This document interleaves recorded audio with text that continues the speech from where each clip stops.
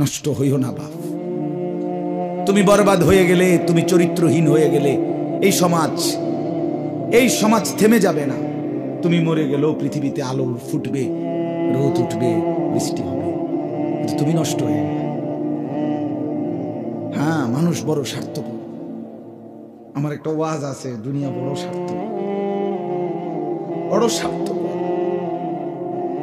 এতটি সিএনজি আটকাইয়া গেছে, সামনের সিএনজি দেখতেছে সিএনজিওয়ালারা যে এই সিএনজিটা অ্যাক্সিডেন্ট করছে, 3টা লাশ 2টা লাশ রক্তে ভাইসা গেছে, কিন্তু তবুও কারো হাতে সময় নাই, পাশ কাইটা কাইটা সবাই চলে যাইতেছে।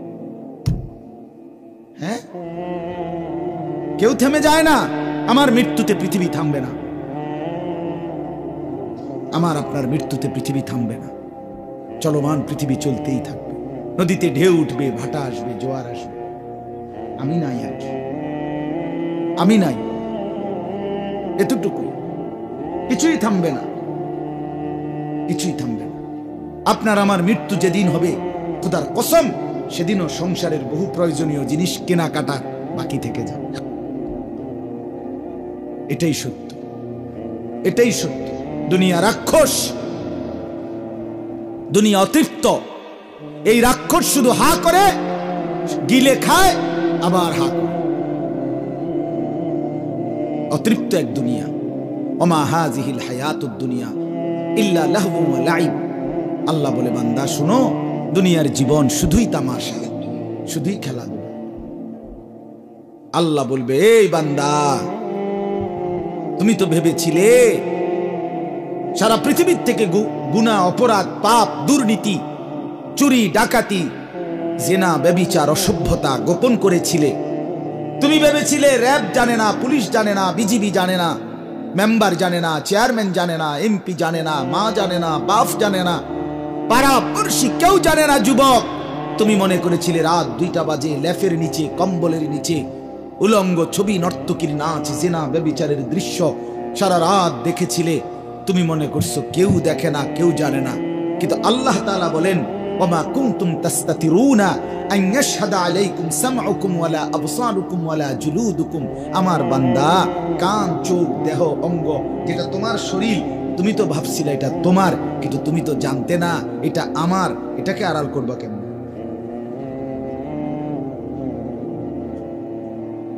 হ্যাঁ,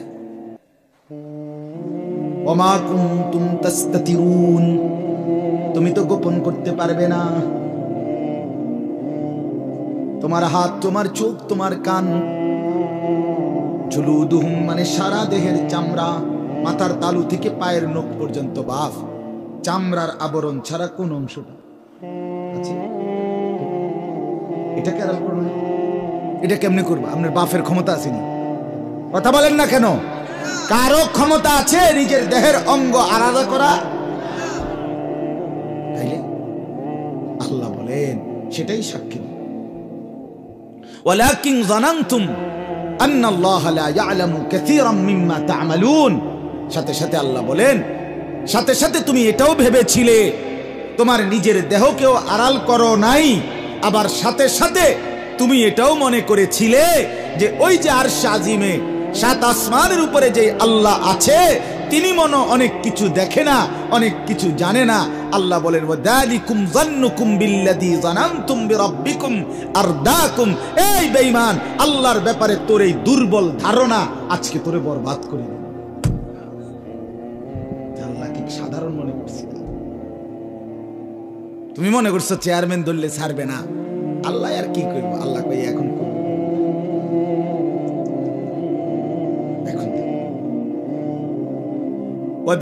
وذلكم ظنكم بالذي ظننتم بربكم أرداكم فأصبحتم من الخاسرين। আল্লাহর ব্যাপারে দুর্বল ধারণা করেছিলে আর নিজের দেহের অঙ্গ প্রত্যঙ্গকে গোপন করতে পারো নাই, অতএব এই কারণে আজকে তুমি ক্ষতিগ্রস্ত জাহান্নামীদের অন্তর্ভুক্ত হলে। এরপরে একটা চূড়ান্ত কথা আল্লাহ বলছে, ফাইন্নাসবিরু, কোরআনের আয়াত, ফাইন্নাসবিরু ফান্নারু মাসওয়াল লাহুম ওয়া ইন্নাস্তাতিবু ফামা হুম মিনাল মুতাবিন। শুনতেছেন আপনারা? আল্লাহ বলে, অতএব নাফরমান, তোমার দেহ যখন সাক্ষী দিল, এবার তুমি যদি আবার কথাও বলো তাইলেও ফিডা, তুমি যদি চুপ থাকো তাইলেও ফিডা। খোদার কসম এটাই আয়াত। তুমি যদি এবার সবর করো, চুপ থাকো, বলে না কথা কইয়া তো বিপদে না পড়লাম, চুপ থাকাই মনে ভালো হইব, চুপ থাকলে মনে আস্তে ছেড়ে দিব, আল্লাহ বুঝি না বান্দা। আজ যদি চুপও থাকো তবুও শাস্তি জাহান্নাম, ফান্নারু মাসওয়াল।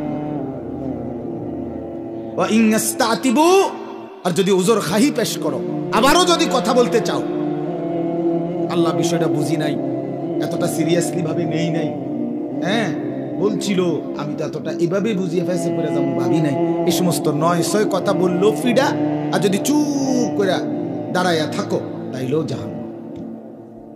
আল্লাহ আমাকে মাফ করে দেন। আমার বন্ধু, আমার বাবা, আমার ভাই, দোস্ত আমার, আমি বাস্তবিক অর্থে সত্যি কথা যেটা আমার একটা ব্যক্তিগত ফিকির, আমি আসলে শুধুই কেবল ওয়াজ করতে চাই না, আমি চাই ভাবনা জাগাইতে, আমি চাই ফিকির তৈরি হোক, অনুভূতি জাগুক, বিবেক নড়ে চলে উঠুক। যুবক ভাই, আমি এটাই চাই। এ জিন্দিগিটা দৌড়াই, সারাটা দিন দৌড়, এক নেশায় দৌড়াই। এই জন্য বাপ আমি অনুরোধ করছি, ভাবনা জাগুক দিলে, কলিজাটা নড়ে চড়ে ওঠা দরকার, পরিবর্তন দরকার।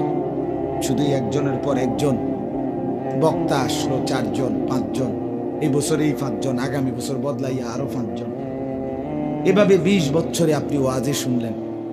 আপনি যদি এই শীত সিজনে 10টা ওয়াজ শুনেন, কমপক্ষে মনে করে ধরে নিলাম প্রতি ওয়াজে যদি 4 জন বক্তা ওয়াজ করে থাকে, তাহলে তো আপনি এই 3 মাসে 40 জনের ওয়াজ শুনছেন, ঠিকই না বলেন না কেন? এখন আপনি বলেন, ওয়াজ তো বদলাইছে, বক্তা তো বদলাইলো 40 জন, আপনি বদলাইছেন কদ্দুর সেটা বলেন। ও চাচা বলেন না, 60 বছরের বুড়া চাচা, আপনি আর কত বছর পরে বিড়ি সিগারেট খানা বন্ধ করবেন? আমি এটা শুনতে চাই চেয়ারম্যানের সামনে।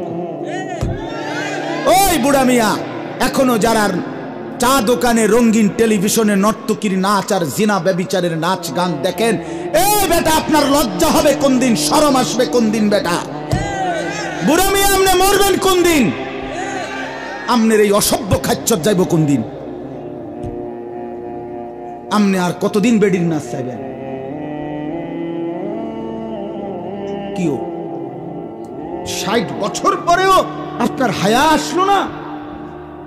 আরে এত বুঝি মানুষ, বুঝি মুসলমান, বুঝি এত বেহায়া হয়? কি ভাবছেন? আপনি মনে করছেন আমি মুরব্বী, আপনারে ছেড়ে দেব? না না, আপনি না আমার বাপ।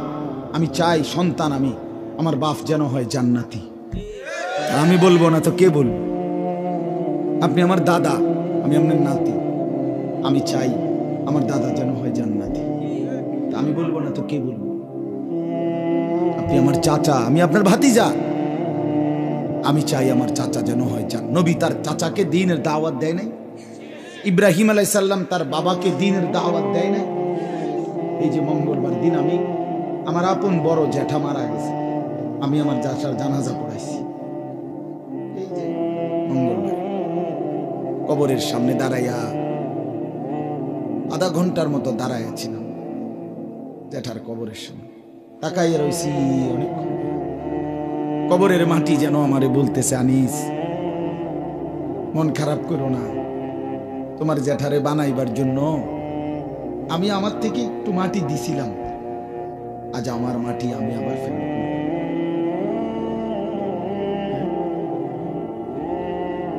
আজ আমার মাটি আমি আবার নেব।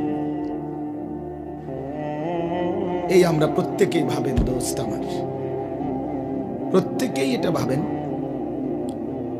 আল্লাহ যেন কল্পনা করেন, আল্লাহ যেন মাটিকে বলতেছে, মাটি আনিসকে বানাবো, আমার একটু মাটি দে। তো মাটি যেন বলতেছে, মাওলা দিলাম, তবে আমার মাটি আমার আবার ফেরত দিই। আল্লাহ বলছে, ফিহা নুঈদুকুম, ফেরত দে, তোর মাটি তোকেই ফেরত দেব। কি বাপ, এমন না? আমরা প্রত্যেকেই মাটির আবার ফেরত যাব না? মাটির সাথে মিশিয়ে যাব, আবার আল্লাহ উঠাবে। আমার দাদার কবর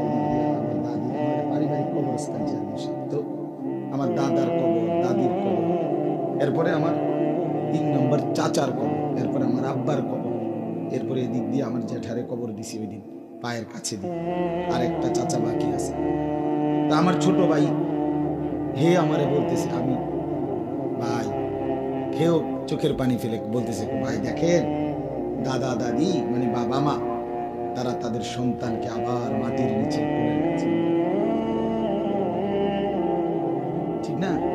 এই যে দাদা দাদি, এখানে চাচা, এখানে আমার আব্বা, এখানে যেটা মাটির সন্তান আবার মাটিতেই নিয়ে গেছে, আপন করে নিছে। এই জন্য বন্ধু আমার, বাপ আমার, আমি শুরুতে এই জন্য বলছি, চলেন সবাই মিলে ভাবি, আমিও ভাবি আপনিও ভাবি, চলেন ভালো হই, চলেন বদলে যাই।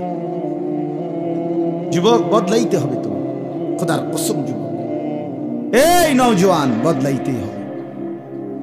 এই সুখের আঙ্গিনার সব কিছু রেখে, আজকে আমি কিতাবে পড়ছি, মনে আছে নি ময়ন? আজকে শুনাইছি আমার সাথী গাড়িতে বসে বসে কিতাব থেকে, এক মহান বুজুর্গ বলছে, হে আল্লাহর বান্দা, দুনিয়ারে সাজাইলা ও চিরেই হবে এমন, দুনিয়ার এই সম্পদ অর্থবিত্ত হতে পারে একদিন ছিল, কিন্তু একদিন তোমার আর এগুলো নাই, তুমি ফকির, অথবা এগুলো আছে কিন্তু তুমি নাই, কবর। দুইটার একটা হবে, কথা বলেন না কেন?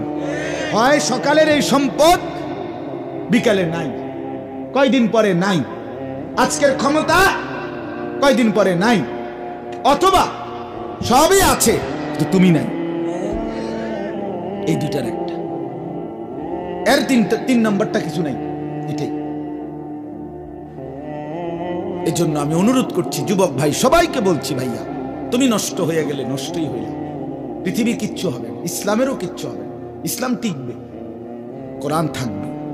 ইয়া আইয়ুহাল্লাযীনা আমানু মান ইয়ারতাদ্দা মিনকুম আন দীনিহি ফাসাউফা ইয়াতিল্লাহু বিকওমিন, আল্লাহ বলেন, হে ঈমানদারগণ, আমাদেরকে বলছে আল্লাহ, তোমরা যদি সকলেই আমার দিন থেকে ত্যাগ করে মুরতাদ হয়ে যাও, ত্যাগ করো, আল্লাহ বলে কোনো অসুবিধা নাই, ফাসাউফা ইয়াতিল্লাহু বিকওমিন, আমি নতুন জাতি বানাবো, ইউহিব্বুহুম ওয়া ইউহিব্বুনা, যারা আমাকে ভালোবাসবে, আমি যাদেরকে ভালোবাসি।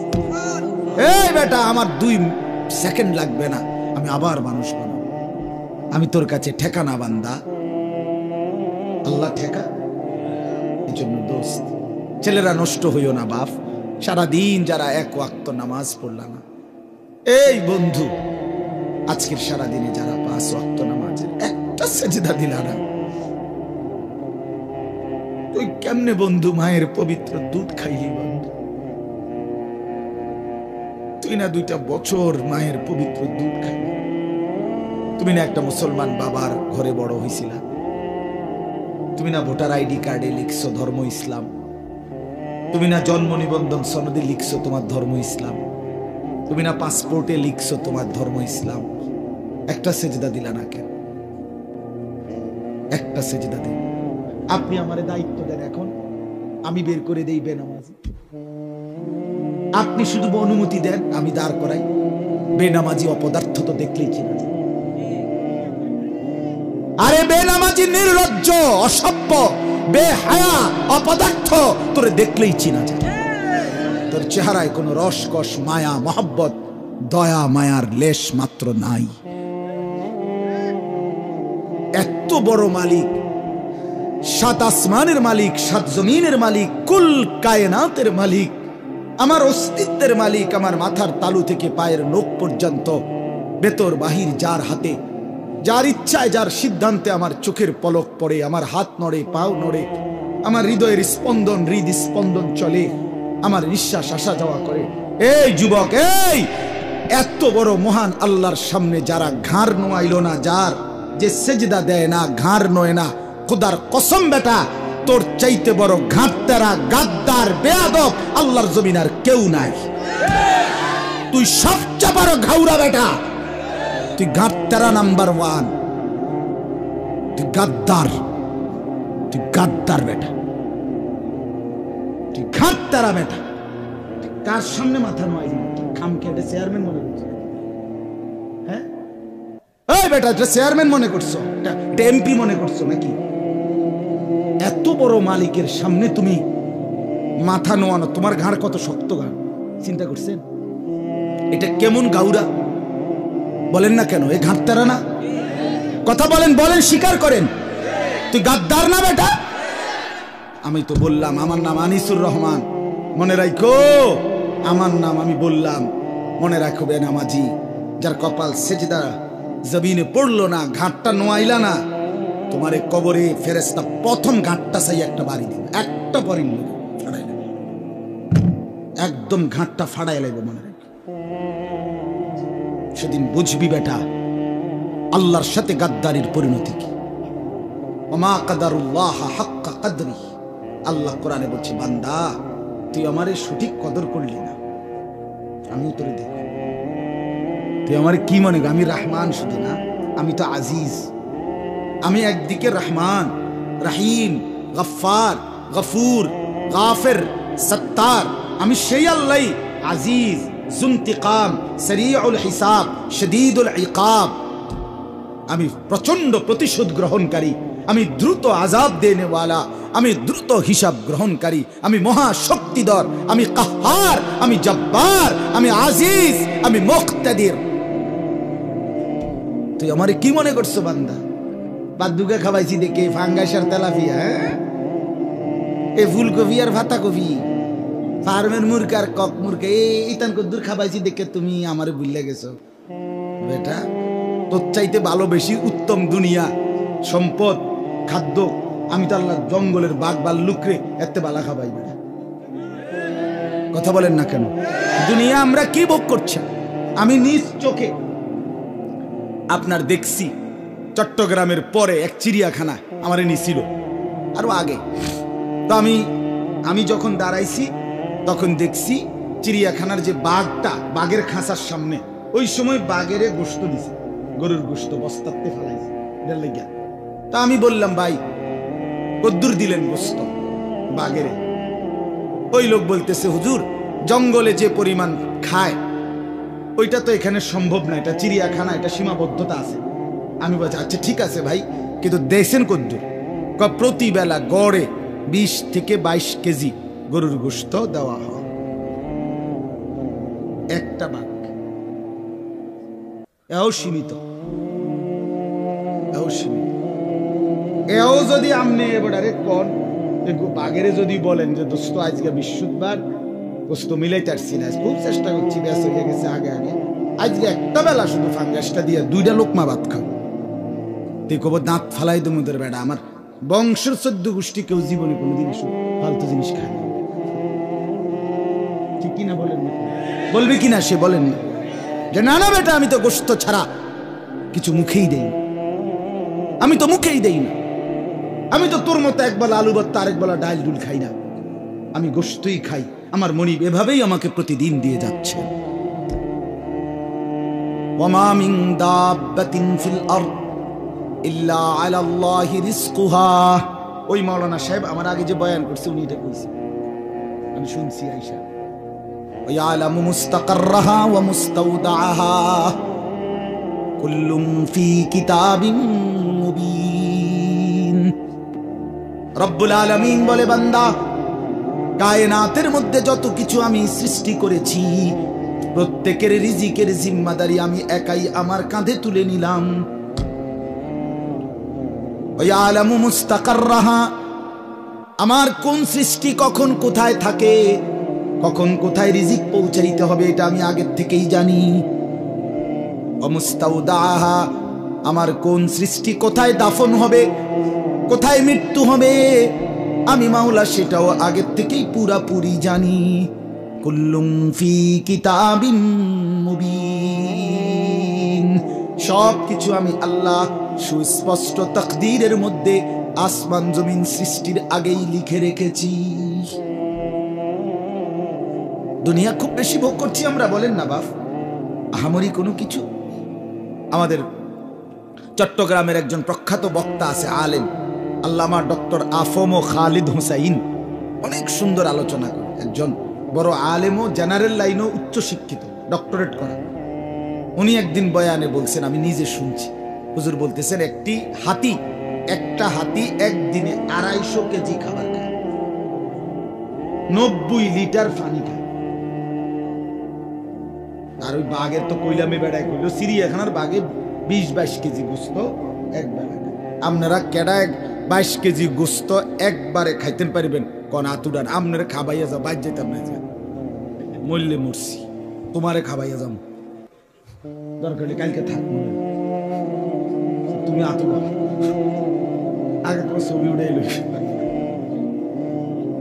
কথা বলেন, আছে কেউ?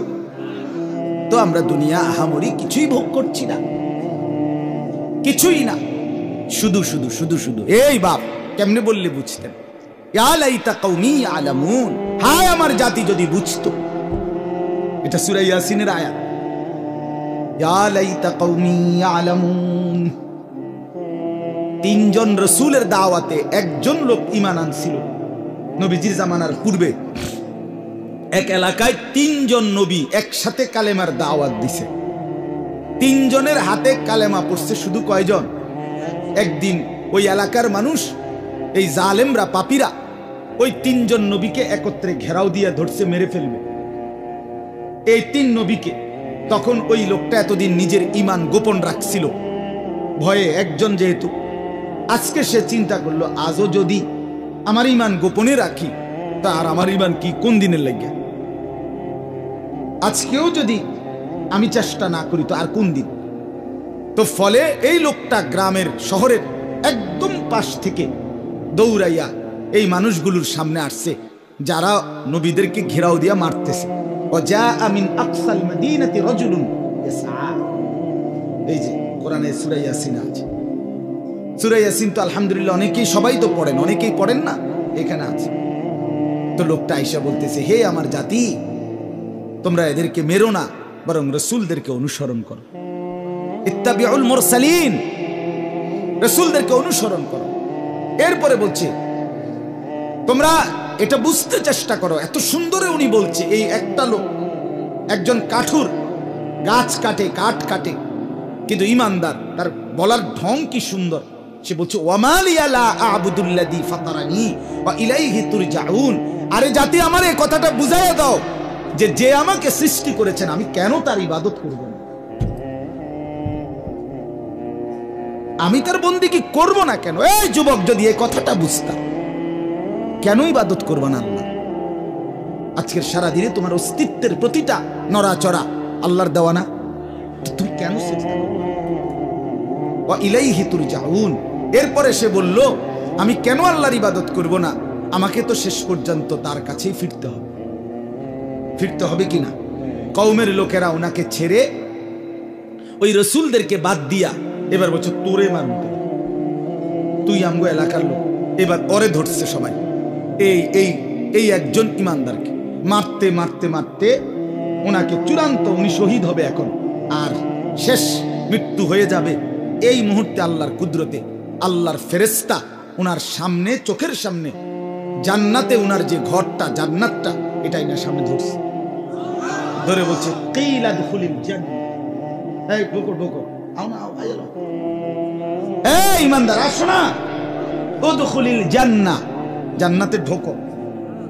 এই তখন দেখেন, তখন যে মানুষকে আল্লাহর দিকে ডাকে, যার কলিজায় ব্যথা থাকে, সে এই মুহূর্তে দেখেন, উনি এই ইমানদার লোকটা তেসে ওনাকে শহীদ করে দিচ্ছে, কিন্তু উনি এই অবস্থায় থাকতো, জান্নাতের দৃশ্যটা দেখেই বলতেছে, ইয়া লাইতা কওমি ইয়ালামুন।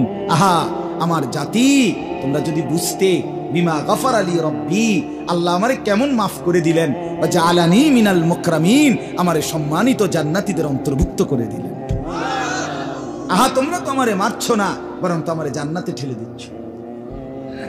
তোমরা তো আমারে শহীদ করো নাই, তোমরা তো আমার ক্ষতি করো নাই, তোমরা তো আমারে নিজ হাতে জান্নাতে তুলে। আহা জাতি, যদি বুঝতা। ইয়া শাবাবি লাউ কুনতুম তা'লামুন, এটা আমি বানাইয়া কইলাম আরবি, এইটা, হে আমার যুবকরা, যদি তোমরা বুঝতে, যদি তোমরা বুঝতে। এই জন্য আপনাদের কাছে আমার মূল বক্তব্য আজকে, আমরা প্রত্যেকে হায়াত জিন্দেগিটা কাজে লাগান। মূলত কোরআনুল কারীমের দ্বিতীয় পারা, দ্বিতীয় সূরা, সূরায়ে বাকারার 185 নম্বর আয়াতের অংশ বিশেষ আমি আপনাদের সামনে তেলাওয়াত করেছি। মূল উদ্দেশ্য খুব লম্বা তাফসির করানো, শুধু অনুভূতি জাগানো। খুব বেশি তাফসির করার মতো যোগ্যতা আমার মোটেই নাই, কিন্তু আমি শুধু বিবেক জাগাইতে চাই। আমি প্রতিদিন বলি আমি এক ফেরিওয়ালা। যে ফেরিওয়ালার বৈশিষ্ট্য হইল, ফেরিওয়ালা নিশ্চিত জানে তার প্রতি ডাকে কাস্টমার আসে না।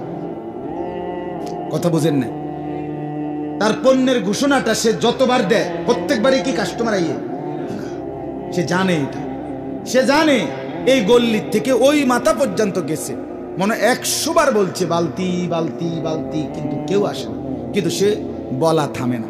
সে জানে হতে পারে 100 জন পরে, 100 বার বলার পরে একজন লোক হয়তো বলবে যে ভাই দেখি কি মালটা কি।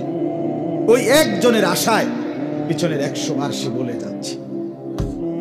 খোদার কসম আমরাও ফেরিওয়ালা, আমরা ওই আশায় স্বপ্নে বুক বাসা আশাবাদী যে 1000 বার 1,00,000 বার আহাজারি করার পরে যদি কোনো মুসলমানের কলিজায় লেগে যায়, ওই একজনের আশায় দিবানিশি বলতে থাকি। এই জন্য আপনাদের কাছে বলতে চাই, আমরা যদি ভাবেন, আমরা যদি বুঝেন, যুবক ভাই তোমরাও যদি বুঝো, নিজের জীবনটা ভালো করা দরকার। আমার বন্ধু, আমি আবারও বলছি, আমরা কিতাবে পড়ছি আবু জেহেল, আবু লাহাব, উতবা, সাইবা, মক্কার কুরাইশ কাফেররা, বড় বড় সর্দার, ওরা মাঝে মধ্যে মিটিংয়ে, মানে নিজেদের আলোচনায় বলতো, নিজে নিজে কইতো আর কি, যে মুহাম্মদ কিত্তা মেহনত করো, কিরবা তুমি, আর আমরা তো মেন মাতবর্তি তো আমরা ইসলাম আনি নাই, আমরা মেন লোকটি তো আমরা মেন লোকটি তো কেউ কি আনলাম না, ইমান আনলাম না।